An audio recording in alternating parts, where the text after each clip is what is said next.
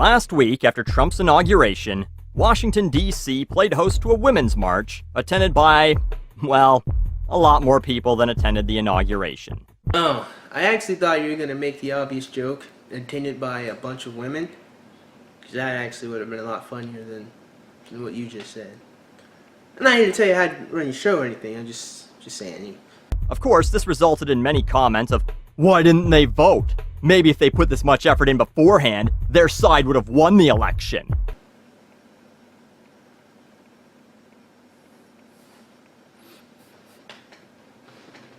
Maybe. Which may be a fair comment, or maybe they did vote, and it didn't matter because, as we know, 3 million more people did vote for Hillary than voted for Trump, but the Electoral College system doesn't care about the popular vote. That's true. It doesn't. Do you know why it doesn't care about the popular vote? Well, the simple answer is because there are more people in one given area of America than there are in another. There are obviously more people in a metropolitan area than there are people in a rural farm, area. So that would mean, if we went by what's popular, then the people in the metropolitan area would always outbeat the people in the rural area, because there's more of them. But if you make it based on the general population, if you make it a set number just based on the general people that are there, you have a much more, at least attempt to be a much more balanced system than simply the individual that just has more numbers will always win. Because, in case you haven't figured this out yet, America is a democratic republic, not just simply a democracy. I'm just saying. I mean, I find it very interesting how people are bringing this up now, as if this is even a counterpoint to the Electoral College. I mean, you're right, it doesn't matter if Hillary Clinton won the popular vote. In the same sense, it doesn't matter if a rabbit wants to live to a snake. You don't go up to the snake, hey, maybe that rabbit has something to do today. You don't talk to a snake about it doesn't matter, it doesn't care. Same thing with the Electoral College system. It doesn't matter. So what? I'm not going to comment either way on whether that's good or not. All that matters is that it is, and it has been the system forever. And if you take Kennedy to Obama, Republicans and Democrats have been elected to office for an equal amount of time under that system. So, women march because they're worried about things like Trump and his cronies wanting to take away the rights to safe abortions. Well, starters, as if he could, and, well, he can't. So, I mean, really, them all being upset about that is just a gigantic waste of time. And I find it interesting that that's the first thing that not only comes to your mind, but their mind. I want bodily integrity, so I should have the right to remove my child from my womb because I don't want it. And is that really the highest of priorities on your list? Because, I mean, if you really just don't want children, you could, just, not have sex. Which is a legit worry given the executive order he signed in his first week. Just from reading the headlines, I don't really know what the executive bill was, but if it is simply to ban federal money from going to international places to perform a service on women that are not in America, I think that makes perfect sense considering Trump is a nationalist and he wants to protect America's interests. I'm just saying, it just kind of makes sense. I don't really see why women in America are upset that women in other countries can't get abortions. Isn't that a job for their federal government or their government? I don't know. I would just imagine that would be. And this march also upset Piers Morgan. You know him as Budget Simon Cowell, the other famous angry British talent show judge. Oh, well, no. Simon Cowell is more blunt and somewhat rude. Oh, somewhat rude. No, more blunt and rude than he is angry. Maybe he's more bored than he is angry. And that might be a little bit pedantic, but rude and angry aren't the same thing, I'm just saying. Who just so happens to have won The Apprentice and, surprise, surprise, is a Trump supporter. Which is interesting to me, because I always thought that Piers Morgan was a liberal. To be fair, I don't really know too much about Piers Morgan, and then I disagree with him on a few things, but I never would have taken him for a Trump supporter, so that is an interesting tidbit of information. He took to Twitter during the rally to suggest that all women who were attending were rabid feminists and tweeted this. Imagine if there were a load of men-only marches today. The feminists would go crackers. Well, he's not wrong. Hell, to add on to that point, I remember a couple years ago, there was a men's conference where a bunch of men, they just wanted to talk. And the feminists, well, they went crackers. And I remember Rouge V, the nigga just wanted to have a sit down and talk to a couple of men. And he got banned from several countries. So, yeah, he really is not wrong. And I'm planning a men's march to protest at the creeping global emasculation of my gender by rabid feminists. Who's with me? 48,000 people are with him. That's how many like this tweet. Yes, and I just have to say to you the same thing I say to a bunch of Instagram whores who whore likes. Likes on the internet mean nothing.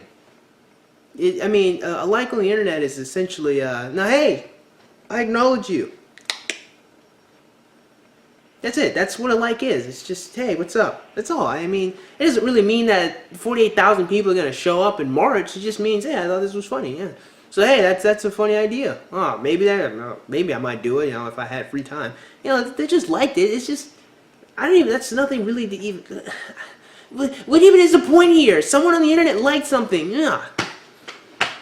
Some have claimed that he was joking, as he then later posted this hilarious British witticism. Update: I'm cancelling my men's march against male gender emasculation. My wife's banned me from going. that's freaking hilarious. And it's clearly and obviously a joke. I mean, if you can't find the irony in that sentence, well, you need to go back to 3rd grade and learn what irony is. Nyuk nyuk.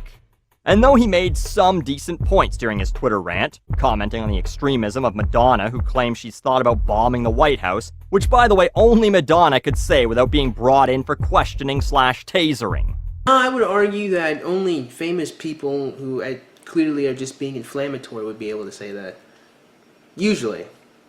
Now, I know, most individuals who would threaten the president or the White House, honestly, yes, that is exactly what would happen to them, but considering the fact that it was clearly rhetorical and rhetoric, I mean, I think some people, at least with an inkling of common sense, knows that Madonna isn't actually going to bomb the White House.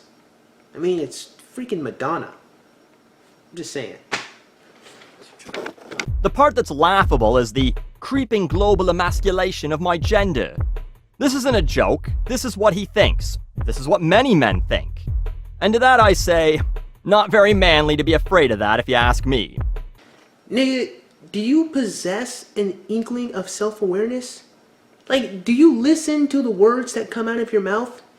If a man just said that he is afraid about the emasculinization of men, and then you comment or you reply with, well, that doesn't sound very manly. Well, nigga, you just proved his fucking point! We'll get to that, but first, the idea of men's rights is already kinda laughable.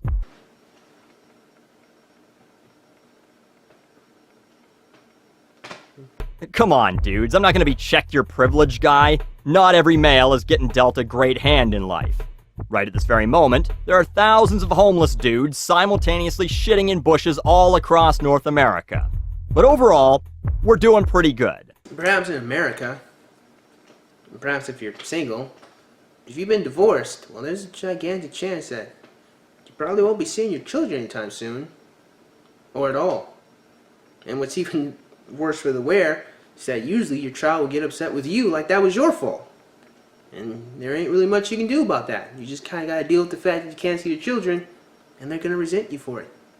But usually when they get older, they resent their mother, because then they come to realize it was their mom's fault that happened. So I don't really know if you can call that a win, because it's really not.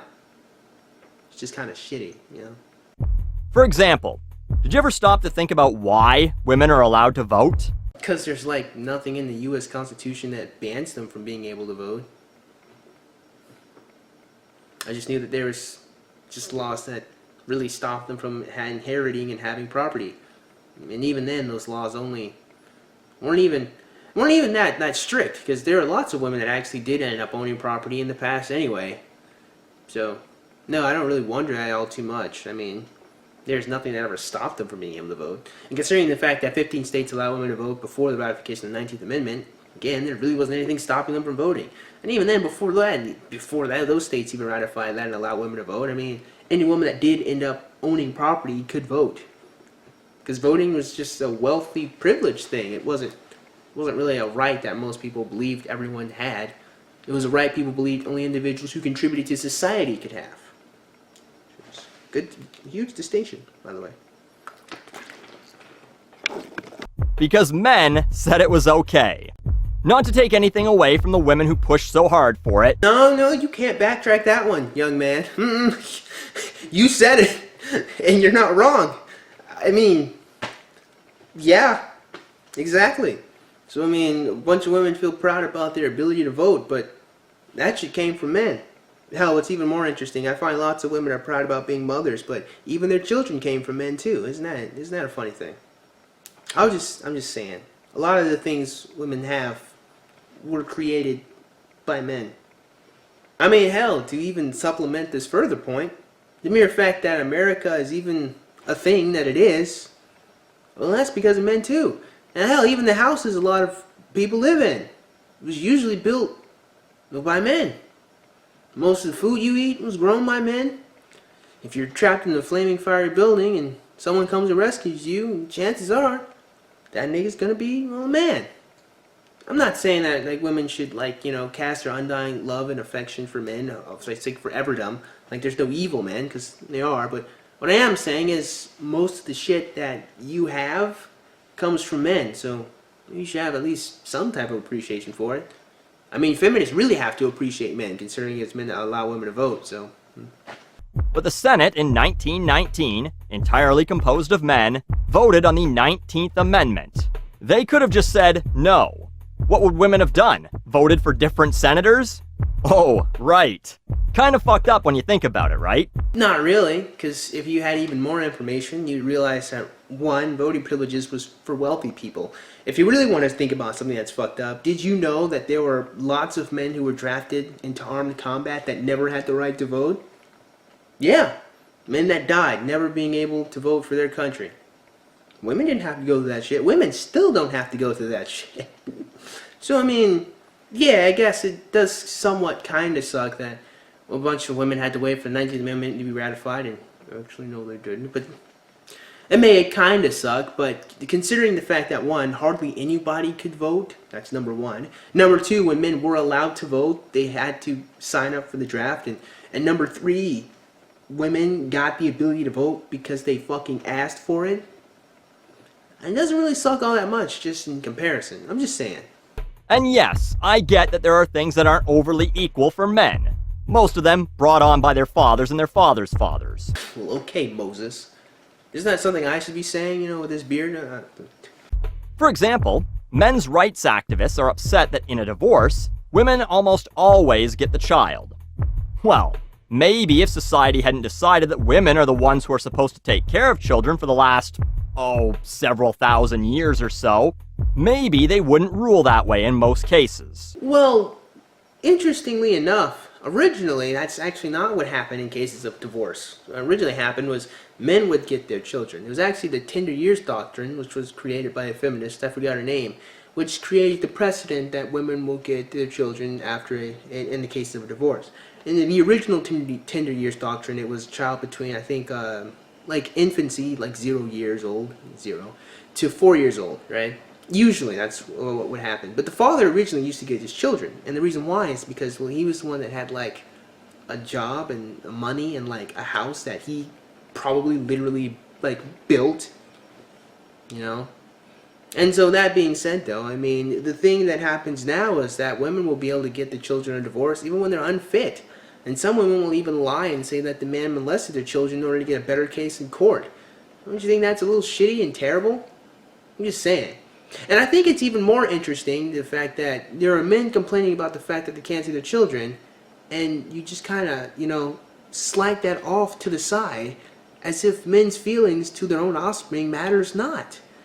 I mean, just a second ago, you were talking about how women were upset that they couldn't get an abortion, and now you're sitting here not even thinking about the fact that men actually care about their own damn children. And bitching about a march and then saying you want to have your own march? It's like your shitty little brother crying because he didn't get a present on your birthday. It'd be like going to a breast cancer fundraiser and yelling, "Yeah, but what about testicular cancer?" Yeah, but that's a good question. What about testicular cancer? Where is the testicular cancer shelter? Well, exactly. I probably could Google one, but that's not really the point. Sure, that needs awareness too. Maybe choose a better fucking time. But let's talk about classic masculinity for a moment. Feminists and other very PC people refer to this now as toxic masculinity. Which is dumb and stupid. Because it was that very same toxic masculinity that, like, gave you a house and, like, gave you a country that you live in. You ever hear about the American Revolution? I'm just saying. There's a bunch of men that fought in that. If you believe you uphold the traits of a truly masculine man, and you believe women are a threat to your manhood by going for a walk with some signs, as I said, you are not very manly. And as I said, you seem to lack self-awareness. Because that is the very problem Piers Morgan is talking about. A classically masculine man would have no worries about this. They're just women. They're not as strong as men, not as decisive. They're just emotional beings blowing off steam about how things are not going their way. Yes, but the problem with that is, well, it's a bit of a double-edged sword. The double-edged sword with that is, well, men like women. And because men like women, men like trying to appease women. And when women make crazy, stupid demands, and these men who are thirsty for female attention cater to them, it can create a clusterfuck of a situation. One of these would be the Tinder years doctrine I just referred to earlier in the video. And that just kind of created a situation where even women that aren't even fit to be the mothers to their children or take care of them will get their child in the cases of divorce. And there are lots of other issues I could probably refer to, but I'm not going to because it'll make the video longer. But the fact remains, men trying to appease women when women make stupid demands is just usually creates shitty situations. Almost all the time. Not like a man who should be emotionless and fearless. You know, being in control of your emotions isn't the same as being emotionless. I find this interesting because I know my mom and my sister, they're having a conversation about me the other day. And they're talking about how I'm usually very nonchalant. You know, even when like I'm like supposedly in trouble, when I mess up or do something, I just act like I don't care. But the truth of the matter is, I'm not actually nonchalant. I do care. Things do bother me. But I don't show it in any capacity, because I've learned even furthermore that when you show weakness to a woman, it's not going to end well. It's not. That is entirely the fault of women, by the way. That is all women's fault. And I will not renege on that statement. If you're a woman and you're upset at the fact that men are too nonchalant or don't show their emotions, that's your fault. That is your gender's fault. You should go do something about that. So if you feel that women getting together to yell slogans at a building is emasculating, you already admit that you are emasculated. And that is his point. That's not even a counter argument. That's literally supporting evidence. That you aren't manly. Hell, a men's march itself is emasculating, according to classic masculinity. Protesting? How beta could you possibly be? Yeah, but that's like stupid and dumb and like not even true. Because men protested all the time. They just didn't protest over stupid, silly shit like the Women's March was about. What were they even What were they even marching for? They didn't even have any defined goals. They were just angry. That is what is unmanly about that. When men march, at least they have some type of objective. When women march, they do it because they're literally having a temper tantrum. Literally, grown-ass women, just all angry and emotional about nothing, or at the very least the wrong thing. That's basically complaining. Men don't complain. They grit their teeth and they persevere through whatever challenges are thrown at them. So, if you believe you're a real man trying to preserve the rights of men, trying to have laws overturned that were made by men and enforced by men, you have to understand there's at least a little bit of irony to that. I don't really get your point here. I mean, men aren't like a hive mind. You do realize that, right? I mean, of course you realize that, because you're a man and I'm a man, and we very clearly don't agree on these subject matters. I mean, telling me that, well, a man created this, so, I mean, you trying to undo it, I don't, what even is the point here? What difference does it make if a bunch of men made these laws?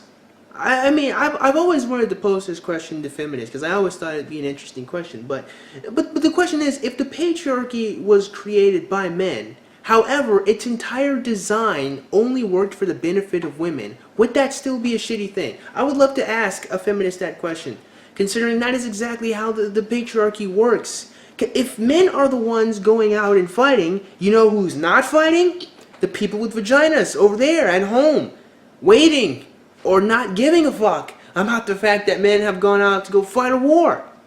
And I'm not saying that women are emotionless creatures that don't give a damn at all. But what I am saying is that considering the fact that it's men who are putting their lives on the line to protect, well, women, I find it very hard to look at that and say that that's somehow detrimental to women. And I find it even harder to look at that and say, yeah, other men are probably happy about the decisions that older men that they never met made. Because evidently not, considering men's rights activists and all that. For example, did you know that men's rights activists are against military conscription? You know who made those laws, both in America when the draft was a thing, and in other countries where forced military service is still a thing? Men. And those men made it appealing by suggesting it's a man's duty to defend their country.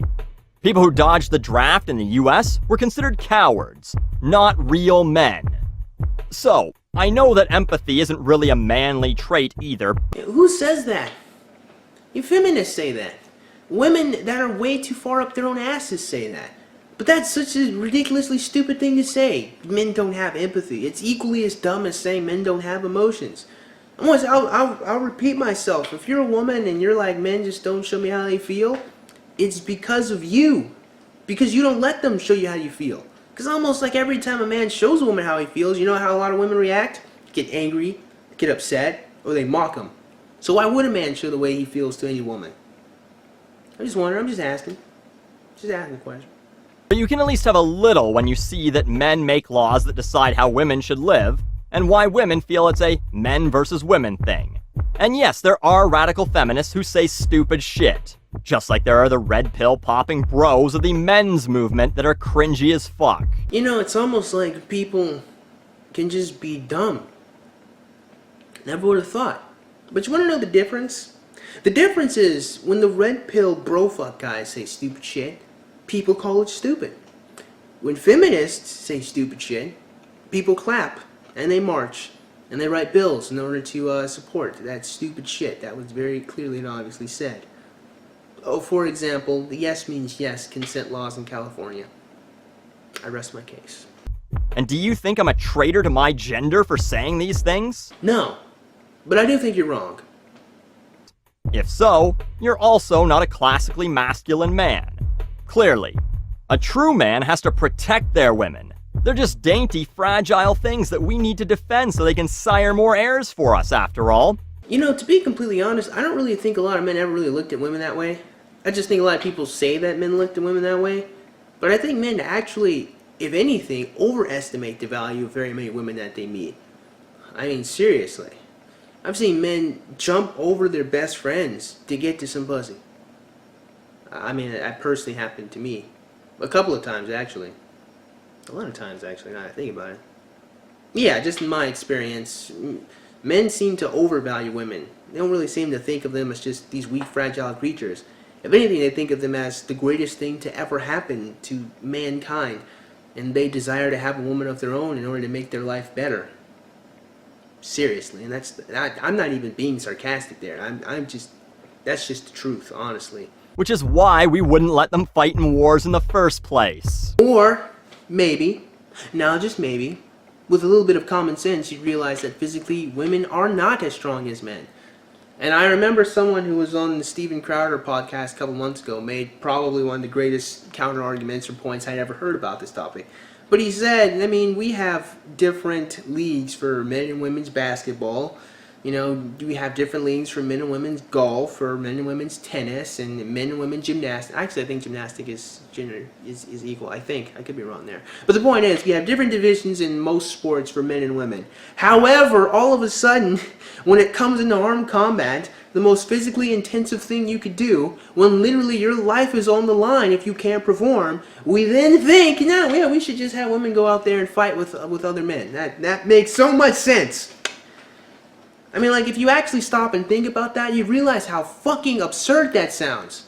Seriously. We have men and women's tennis, but let's have men and women go fight in armed combat. Excellent idea. Oh, by the way, apparently men's rights groups also don't like these stereotypes that other men have forced upon them. Which means, I don't know how someone can be emasculated when they've already rejected the very idea of masculinity. Well, perhaps they neglect or they don't like the current idea of masculinity, but that doesn't mean that they don't want to redeem it or transform it or make it any better than what it was before.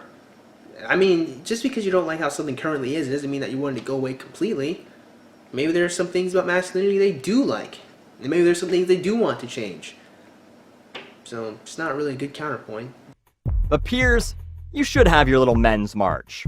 You show the hairy armpit brigade how it's done, how you won't be treated like a second-class citizen by other men like yourself.